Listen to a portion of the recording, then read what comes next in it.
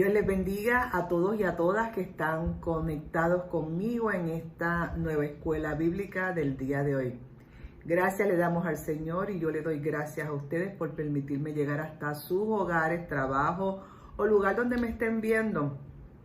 Y han coordinado conmigo el continuar en esta segunda parte del Evangelio según San Lucas que vamos a concluir hoy. Gracias porque siempre me respaldan, gracias por los comentarios que me han hecho, gracias por las sugerencias de algunos tópicos o temas de clases que algunos quieren tener o oír o estudiar. Quiero que sepa que muchos de esos tópicos ya previamente los tenía en la mente, eso quiere decir que estamos en el mismo espíritu, pero otros pues vamos a estarlos desarrollando porque estamos buscando mucha información para poder cumplir con el cometido por el cual Dios nos ha puesto para dar enseñanza y clases a todos los que me están escuchando. Vamos hoy a concluir la segunda parte del libro de Lucas, pero como siempre vamos a orar y a pedirle al Espíritu Santo que esté y se mantenga en todo momento en lo que estamos haciendo. Tengan a la mano su libreta, bolígrafo o lápiz, tengan cerquita la Biblia, porque hoy sí quiero leer 3 versículos directamente desde la Biblia. Y aunque yo los mencione, si usted tiene su Biblia, pues los leemos en conjunto. Amén. Vamos a orar. Amantísimo Padre Celestial, ante tu presencia estamos en el nombre poderoso de Jesús, reconociendo tu poder, tu señorío y tu presencia en nuestras vidas y dándote gracias, Dios, por esta nueva oportunidad que podemos proclamar tu palabra a través de la escuela bíblica. Ayúdame, Señor, a transmitir lo que me has enseñado. Señor, sé tú tomando control de la mente, los oídos y las intenciones de todo aquel que lo esté oyendo. Y más importante que todo, Señor, glorifiquemos y exaltemos el nombre de Jesús, nuestro Salvador. Te doy gracias, Dios, por este momento, en el nombre de Jesús. Amén y amén. E inmediatamente vamos a dar comienzo a la clase. En la clase anterior estuvimos indicando de quién era Lucas. Hablamos de que él había sido uno de los compañeros de milicia, por decir de milicia, de ministerio y de viajes con Pablo. Tuvo también el privilegio de conocer a Pedro, conocer a Marcos. Y también, según los estudiosos entienden, él tiene que haber conocido personalmente a María, la madre de Jesús, por tantas informaciones detalladas del principio de la niñez de Jesús, que solamente y únicamente las podía haber dicho María, porque Jesús ni siquiera se pudo haber acordado para contarle a los discípulos. Se puede haber recordado de tantos detalles que solamente María como madre y que los pasó los pudo haber informado o relatado. Vimos y tocamos en la clase anterior también que, como indican, ellos creen que el libro de Lucas se haya escrito en el año 70 después de Cristo. Y terminamos la clase señalando de los diferentes comentarios, dudas de su autoría o comentarios de que estaba repitiendo cosas que pertenecían al Antiguo Testamento y no sucesivamente o conjeturamente fuera que Jesús lo hubiera dicho, a pesar de que él pone esas palabras de Jesús en sus escritos, como si Jesús lo estuviera diciendo proféticamente.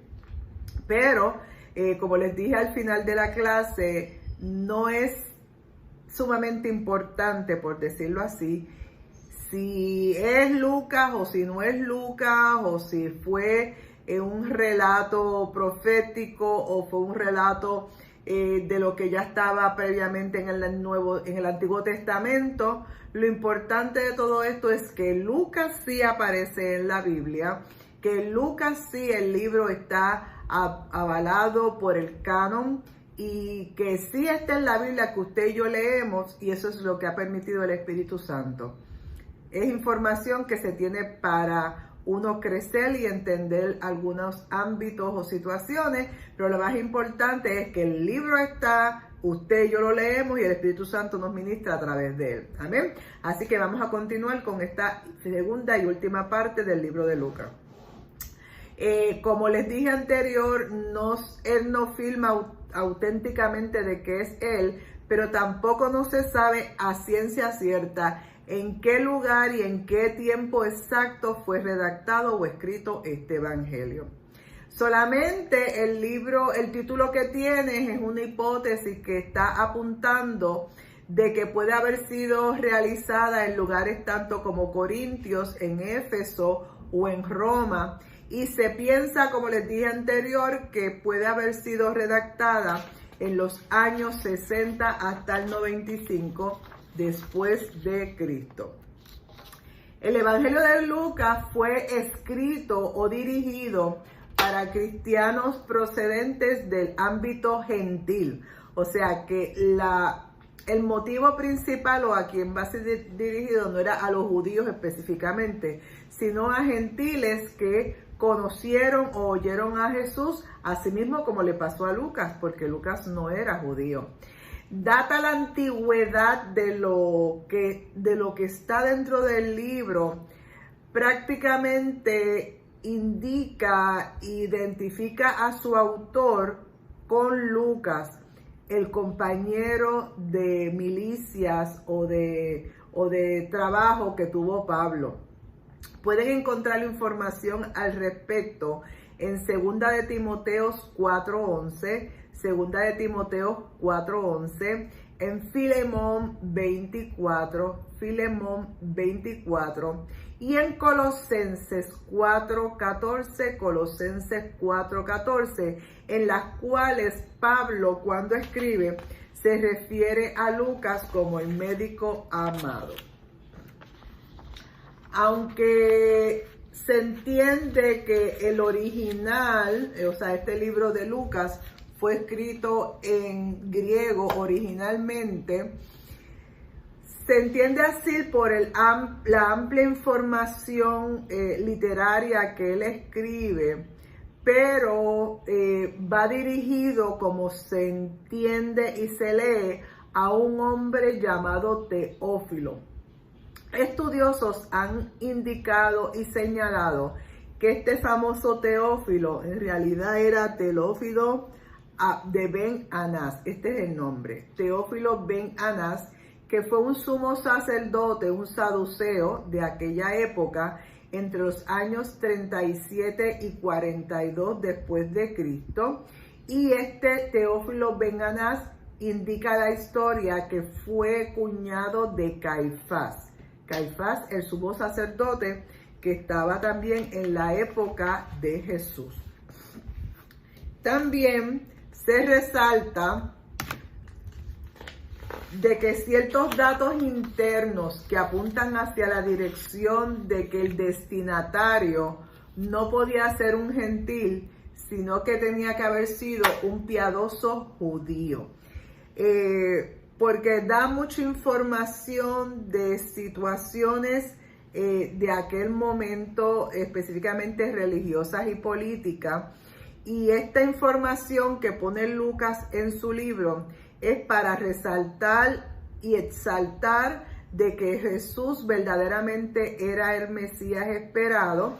Y esta evidencia ayuda a que la obra tenga conocimientos avanzados del judaísmo. Por ejemplo, tanto es así que habla de los turnos de los sacerdotes, cuando al principio Lucas relata el tiempo de Zacarías y todas estas cosas, y lo vamos a poder ver, esos cambios de turnos o secciones de los sacerdotes en Lucas 1, versículos 8 al 9.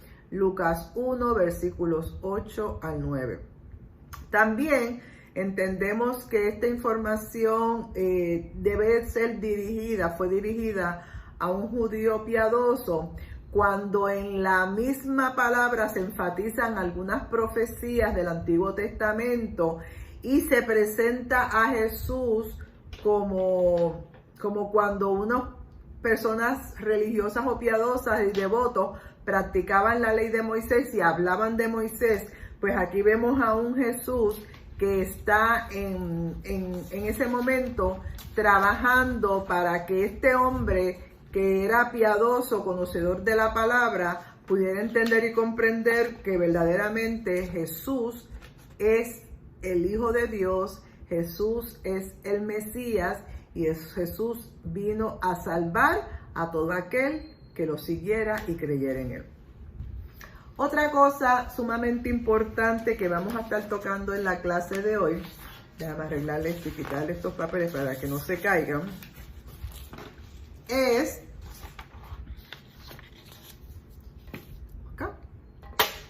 la división del libro y el esquema contenido dentro del libro dentro del libro de Lucas. Está agrupado de la siguiente manera, son unas divisiones mayores y dentro de esas divisiones mayores pues se subdividen los temas. La primera parte del libro es el prólogo o introducción, que usted lo va a poder leer en Lucas 1, capítulo 1 al 4. Lucas 1, capítulo 1 al 4.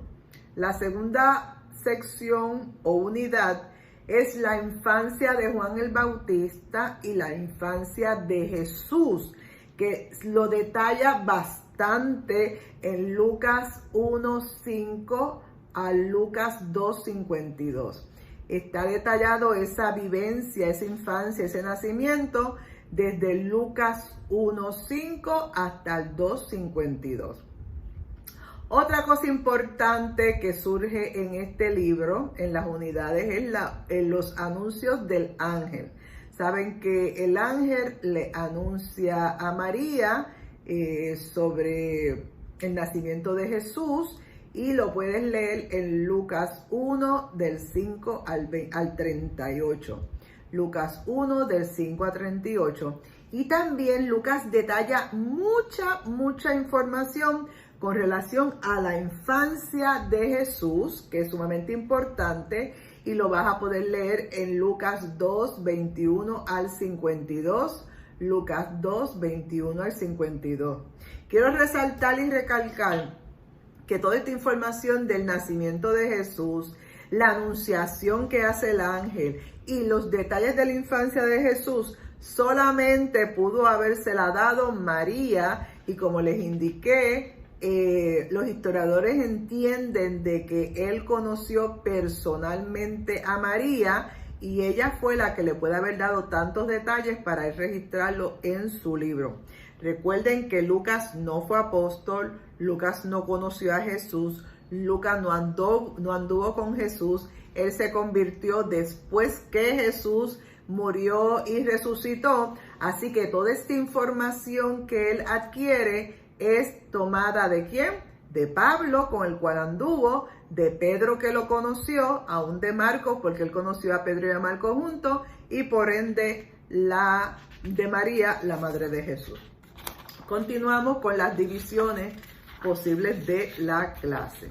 Otra de las divisiones que se tiene es la preparación. Él detalla mucho de la preparación del ministerio de Jesús. Y esa preparación comienza, claro, desde la tentación de los 40 días de ayuno de Jesús y toda esa preparación previa a que Jesús comenzara, incluyendo el bautismo de Juan a Jesús. Otra parte muy importante del libro es el ministerio de Jesús ya dentro de Galilea, ya funcionando y fungiendo con su ministerio poderoso, y eso lo vas a poder leer desde Lucas 4:14 hasta el 9:50. Lucas 4:14 hasta el 9:50. También vamos a ver otras actividades detalladas que Jesús hizo y lo vas a poder encontrar desde Lucas 4:14 también hasta Lucas 7:17. En esos dos grupos, en el ministerio de Jesús en Galilea y sus actividades, Lucas detalla muchos acontecimientos casi cronológicamente y bastante en orden según acontecieron los mismos, según los historiosos entienden que fueron. También dentro del libro de Lucas vas a poder ver a Jesús y Juan el Bautista. Esta relación, este conocimiento, este encuentro que aconteció Saben que Juan el Bautista y Jesús eran primos. Porque Elizabeth y la mamá de Juan el Bautista y María eran primos, así que ellos eran primos segundos. También vamos a ver en el libro de Lucas las actividades y enseñanzas. Jesús habla de las bienaventuranzas. Jesús tiene muchas parábolas en el libro de Lucas y las mismas las vas a poder encontrar desde Lucas 7:36, Lucas 7:36 hasta Lucas 9:20. Lucas 9:20. Y continuamos parte del contenido que tiene el libro de Lucas y vamos a ver a Jesús, el Cristo de Dios. El Cristo es que el que se sacrifica, el sacrificio de Dios en Cristo Jesús. Y lo vas a poder ver en Lucas 9:21 al 50. Lucas 9:21 al 50. También vas a estar, vamos a notar en el libro de Lucas el viaje a Jerusalén. Sumamente importante esa entrada triunfal. Lucas da detalles de esa entrada triunfal y la vas a poder encontrar en Lucas 9:51 hasta el 19:27. Y también vamos a ver el ministerio de Jesús dentro de Jerusalén. Ya después que él entra, ¿qué acontece dentro de esa ciudad cuando él está? Y lo encontramos en Lucas 19:28 hasta el 21:38. Otro esquema del contenido del libro de Lucas es el detalle de la semana de la pasión y muerte de nuestro Señor Jesucristo, como dice la gente regularmente. Y vamos a ver esa semana de la pasión, qué aconteció, qué hubo entre lo de la la última cena del Señor, qué se habló, qué se dijo. Todo eso lo vas a encontrar en Lucas 22:1 hasta el 24:12. Lucas 22:1 hasta el 24:12.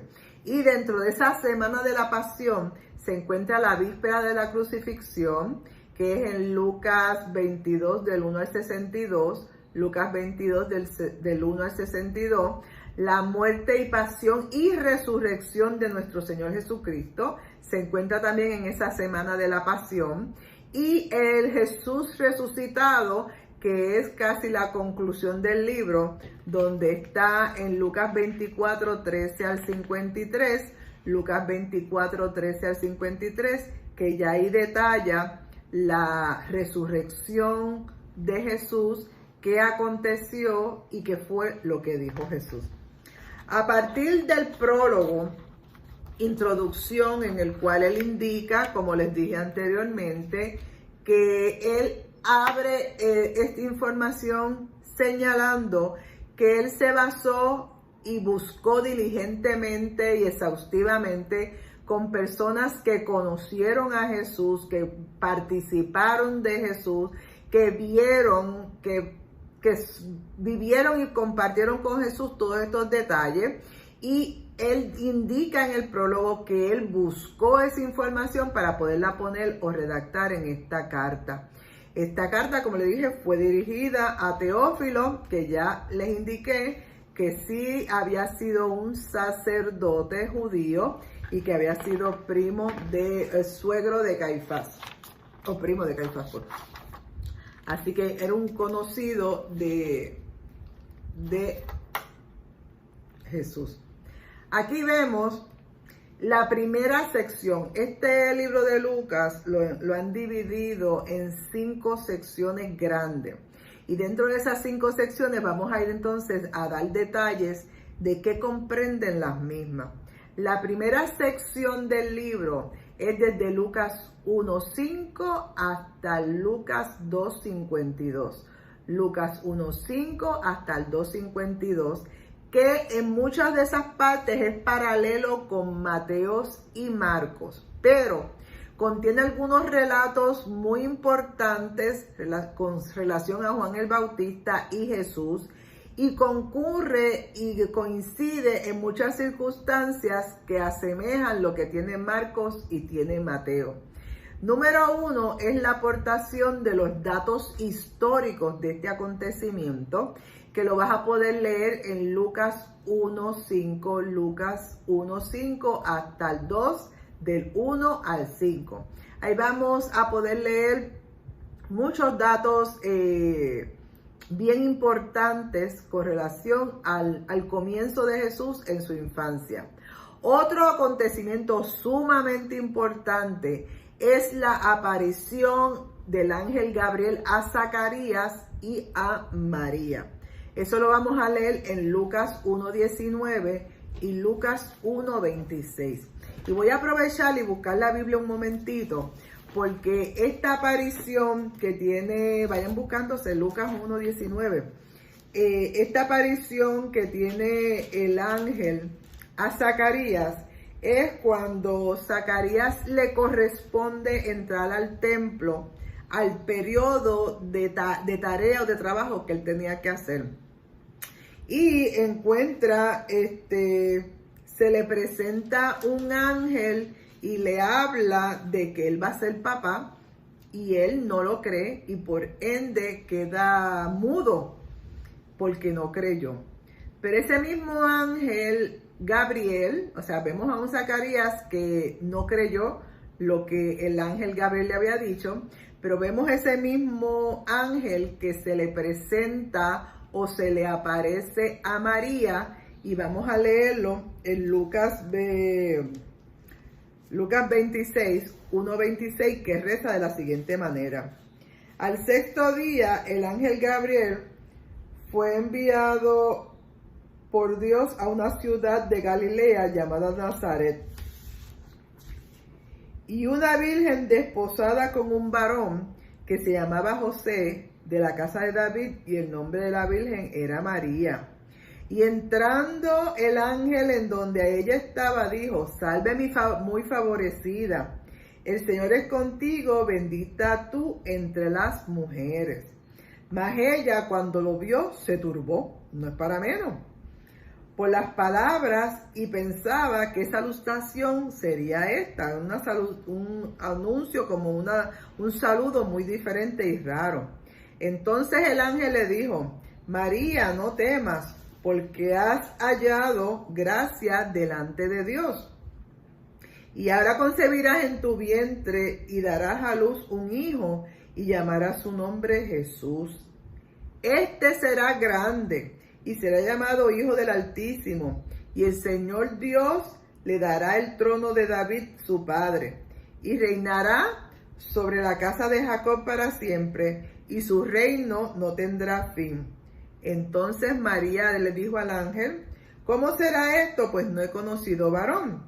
Respondió el ángel, le dijo: el Espíritu Santo vendrá sobre ti, y el poder del Altísimo te cubrirá con su sombra, por lo cual también el santo ser que nacerá será llamado Hijo de Dios. Y he aquí tu pariente Elizabeth, ella también ha concebido hijo en su vejez, y este es el sexto mes de ella, la que llamaban estéril, porque nada hay imposible para Dios. Entonces, mire la diferencia de lo que hizo Zacarías. Zacarías no creyó y terminó mudo. Pero entonces vemos a María en el 1:34 que dice: entonces María dijo: he aquí la sierva del Señor, hágase contigo conforme tu palabra. Y el ángel se fue de su presencia. Aquí vemos una María que, aunque al principio como que se sorprendió, se asustó, acepta claramente y sin dudar el mensaje de parte de Dios a través del ángel para su vida. Y dice: he aquí tu sierva. Y el ángel se va. Aquí vemos como una María, solamente ella puede haberle dado este relato a Lucas de un acontecimiento que los demás, que los demás apóstoles no tuvieron, porque María se lo redactó a Lucas. Vemos en los respectivos mensajes en esa primera sección, vemos los diferentes mensajes que tiene el ángel, Y lo podemos ver en Lucas 11:20, en Lucas 11:20 y en Lucas 1:26 al 38. Lucas 1:26 al 38. También vamos a ver los cánticos, la alabanza tanto de María y Zacarías hacia el Señor cuando acontecen el nacimiento de Jesús. Y vamos a ver rápido a Lucas 1:46. Lucas 1:46. Y esto es después que María visita a Elizabeth, su prima, y ambos bebés, Juan el Bautista en el vientre de Elizabeth y Jesús, Juan el Bautista en el vientre de su mamá, tiembla y brinca cuando María se acerca, porque dentro de ella está el Hijo de Dios. Y miren el famoso y maravilloso cántico de María, que es el que dice, que le hablé anteriormente, que es el Magnificat. Y quiero leerlo porque es tan bello que no puede pasar desapercibido. Váyanse a Lucas 1, versículo 46. Y voy a leer. Entonces María dijo: engrandece mi alma al Señor, y mi espíritu se regocija en Dios mi Salvador, porque ha mirado la bajeza de su sierva, pues he aquí desde ahora me dirán bienaventurada todas las generaciones. Amén. Porque me ha hecho grandes cosas el poderoso, santo es su nombre, y su misericordia es de generación en generación a los que le temen. Hizo proezas con su brazo, esparció a los soberbios en el pensamiento de sus corazones.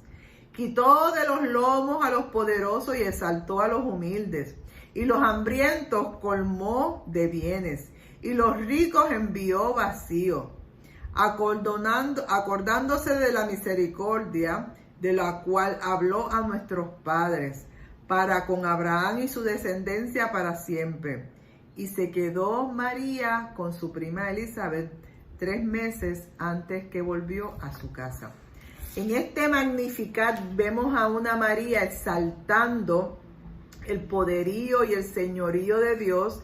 Ella ya misma sabe que de aquí en adelante será llamada bienaventurada, porque bienaventurada todavía. Fue seleccionada entre muchas mujeres para traer al mundo al Hijo de Dios. Y vemos que ella exalta la grandeza de Dios y reconoce su poder y su señorío. Pero también quiero compartir con ustedes lo que le sucedió a Zacarías. Zacarías Zacarías su padre fue lleno del Espíritu Santo y profetizó diciendo lo siguiente. Después que Juan el Bautista nace, recuérdense que el padre es el que le pone el nombre al hijo. Y él indica cuando sus familiares le preguntan que cuál va a ser el nombre de su hijo, como él estaba mudo por no haberle creído al ángel, dice que se va a llamar Juan, y todo el mundo queda como que estupefacto. ¿Cómo él va a decirle que se llama Juan cuando él, siendo el papá y siendo un sacerdote, se llama Zacarías?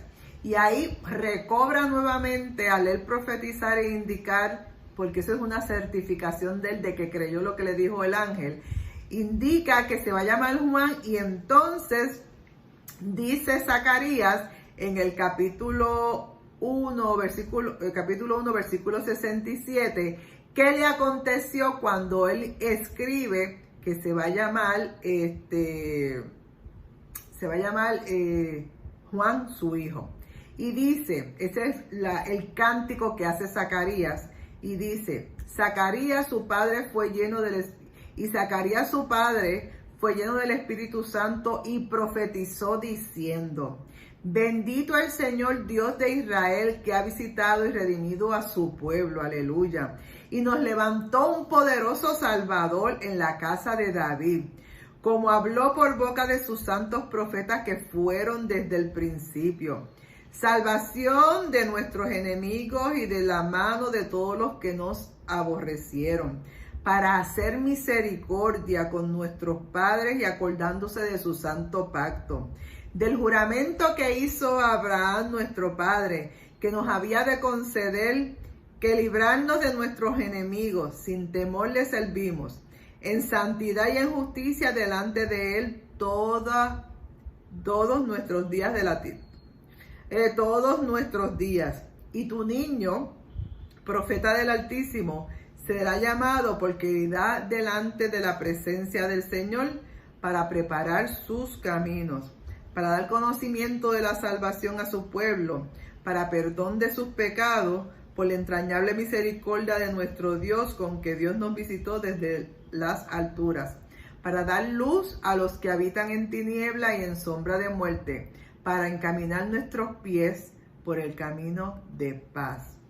Y ahí vemos cómo él profetiza aún sobre Juan su hijo, indicando de que era bendecido porque él era el que iba a encaminar y comenzar el camino o abrir el camino de Jesús. Otra parte importante dentro de esta primera sección es el nacimiento de Juan y de Jesús, como ya lo tocamos, y la circuncisión de ambos cumpliendo con lo establecido en la ley mosaica. Por eso entendemos que él tuvo conocimiento de normas, reglas o tradiciones que tenía el pueblo judío, y él lo señala dentro de su libro. La segunda sección del libro de Lucas lo vamos a dividir de la siguiente manera. Vamos a ver. ¿Está bien? ¿Lo ven bien? Y eso lo vamos a estar viendo en el libro de Lucas, capítulos 3, versículos 2 al capítulo 4, versículos 13. Lucas 3, 2 al 4, 13. Y aquí vamos a ver cómo históricamente Lucas habla de nuestro Señor Jesús. Y habla y de Juan el Bautista, porque en esta sección vemos cómo Lucas habla de la predicación y del encarcelamiento de Juan el Bautista. También dentro de esta segunda sección entra el bautismo de Jesús por Juan el Bautista, que lo puedes leer en Lucas 3, 21, 22, Lucas 3, 21, 22, y también habla sobre la tentación de Jesús para comenzar su ministerio. Como les dije anteriormente, él estuvo 40 días y 40 noches apartado, dirigido por el Espíritu Santo para comenzar su ministerio. Antes del bautismo va la tentación y después viene el bautismo. Pero Lucas en este momento como que no lo pone en el mismo orden, pero se relata el mismo dentro del libro. También Lucas en esta segunda sección inserta una pequeña genealogía, por decirlo así, bien limitada de Jesús en su genealogía hebrea.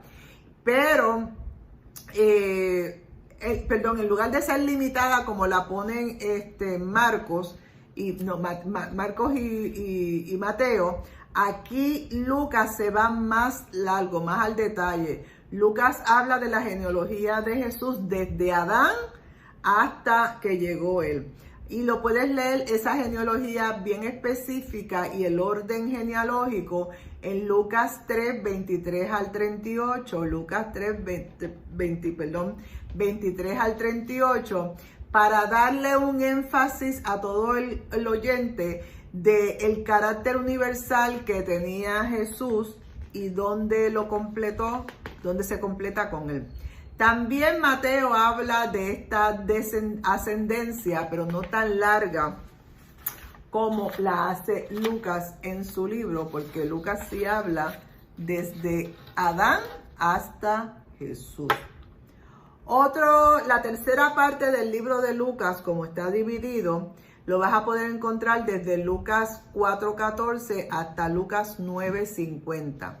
Lucas 4:14 hasta el 9:50, que habla el ministerio público de Jesús en Galilea, donde él en Galilea enseñó, allí predicó, allí reunió y agrupó a su grupo de discípulos, allí sanó enfermos, libertó personas poseídas, hizo un sinnúmero de milagros y anunció estando allí en Galilea, que iba a sufrir, que iba a morir, pero que iba a resucitar. Aleluya.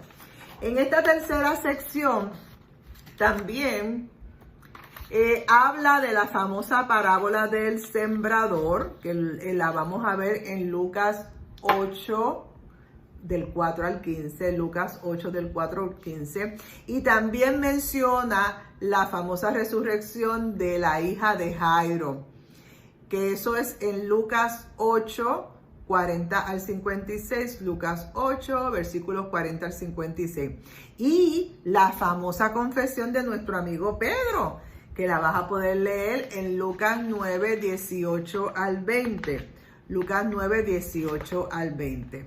También Lucas redacta en su libro la transfiguración del Señor, aleluya, que la vas a ver en Lucas 9, 28 al 36, Lucas 9, 28 al 36, y también detalla la resurrección del hijo de la viuda de Naín, que la vas a poder tener en Lucas 4, 11 al 17, Lucas 7, del 11 al 17, y estos dos relatos, tanto como la resurrección del hijo de la viuda de Naín y la transfiguración del Señor, estos dos relatos no aparecen registrados en el libro de Mateos y de Marcos, solamente en el libro de Lucas. También en el libro de Lucas solamente aparece la visita del Señor a la casa de Simón el fariseo. Eso lo vas a poder leer en Lucas 7, versículos 36 al 50. Lucas 7, 36 al 50, que es la famosa visita de Simón el fariseo. Continuamos. La cuarta sección del libro de Lucas se divide en la siguiente manera. Aquí se van a agrupar muchos pasajes exclusivos de este tercer evangelio, incluyendo algunas series de parábolas muy conocidas en los demás. Un ejemplo que es de los pasajes que se registra en el libro de Lucas está el maravilloso pasaje del buen samaritano, que se usa mucho en predicaciones, donde lo vas a poder encontrar en Lucas 10, 25 al 37, Lucas 10, 25 al 37. También se habla en el libro de Lucas de la higuera estéril, donde se habla en Lucas 13, 6, 9, Lucas 13, 6, 9. Y también la gran cena del Señor, que se registra en Lucas 14, versículos 15 al 24, Lucas 14, versículos 15 al 24. Y también en este libro de Lucas se habla el del famoso hijo pródigo, que lo vas a poder encontrar en Lucas 15, del 11 al 32. Lucas 15, del 11 al 32. Ahora vamos a ver que en esta cuarta sección también aparece otra parábola muy conocida, que es la del rico y Lázaro. De eso hubo una parte bien extensa en una clase previa, cuando estuvimos en la clase del infierno y el Seol y todas estas cosas. Detallamos mucho esta parte de Lucas, que habla Lucas aquí, que es referente al rico y Lázaro. Otra parábola o sección dentro del libro de Lucas está la viuda y el juez justo, que está en Lucas 18 del 1 al 8, Lucas 18 del 1 al 8, y también el tema del fariseo y el publicano, que están en Lucas 18, 9 al 14, Lucas 18, 9 al 14, y las 10 minas de Lucas 19, 11 al 27, Lucas 19, 11 al 27. Ahora vamos a entrar a detallar qué es lo que incluye, según los estudiosos y que dividieron el libro de Lucas para estudiarlo, la quinta sección. En esta quinta sección se narran los acontecimientos finales de la vida terrenal de Jesús aquí en la tierra. y son sus últimos días, sus últimas semanas, sus últimos momentos, segundos, como lo quieran poner. Y vamos a ver en ese escenario que fue únicamente en Jerusalén, no es en otro lugar, donde Lucas detalla unos acontecimientos sumamente importantes de la vida terrenal de Jesús. Todos estos hechos ocurren desde el día en que él tuvo la entrada triunfal, el recibimiento triunfal, el recibimiento con palmas, vítores y aún paños en el piso, que se registra en Lucas 19, 28 al 38. Lucas 19, 28 al 38, y esa es la entrada triunfal. Y vemos cómo comienza Lucas a redactar en una forma sincronológica y en un orden los acontecimientos de Jesús estando ya aquí en los últimos tiempos en la tierra. Después, recuérdense que después de esta entrada triunfal, a los 1, 2 o 3 días, después cuando él entra, viene la famosa cena del Señor, la última cena, y rápido viene su arresto. Después, inmediatamente que lo arrestan, el proceso que tuvo judicial de aquel momento. Y también Lucas detalla la crucifixión de Jesús, detalla su muerte y que fue sepultado. Vamos a ver también en esta quinta parte, ya casi estamos terminando, esta sesión fue más cortita que la anterior. Vamos a ver cómo Lucas detalla lo de los sufrimientos, la muerte y la resurrección de nuestro Señor Jesucristo. Mucho detalle, bien estructurado y una secuencia casi perfecta, que la vas a poder leer en Lucas 22, 47, Lucas 22, 47 a 24, 49. 24 a 49, o sea que desde Lucas 22, 47, por ahí usted sigue leyendo hasta el capítulo 24, 49, ahí va usted poder leer todo lo que Jesús sufrió, lo de su muerte, lo de su proceso, lo de su crucifixión y su resurrección. Y este relato de Lucas en toda esta sección constituye el punto culminante del relato de los 4 evangelios, porque cada cual aportó en exclusiva alguna información que no se encuentra en los demás. Y Lucas tuvo muchas partes que solamente se encuentran en su libro, por eso es que hay que leerlo también para poder disfrutar y detallar esos acontecimientos. En Lucas se detalla como noticia propia, como si él hubiera estado caminando allí, la presentación de Jesús resucitado a sus discípulos en el camino de Emaús. Eso lo vas a poder leer en Lucas 24, 13 al 35. Lucas 24, 13 al 35. Vas a ver cómo Lucas relata como si él hubiera estado caminando allí con esas personas. Por eso es que él indica que él estudió, fue a las personas que realmente habían participado de los acontecimientos. Él dice que buscó diligentemente, detalladamente, habló con los que tenía que hablar para poder redactar. Y en esta parte de Lucas lo habla como si él hubiera estado también pasando y caminando con ellos, como si él hubiera sido uno de los apóstoles, al cual Jesús se les presentó en el famoso camino de Emaús, cuando ya todos ellos se estaban yendo, porque ya Jesús había muerto, ya había resucitado, pero ellos, teniendo miedo, pensaron que ya se había terminado el ministerio de Jesús, ya está muerto.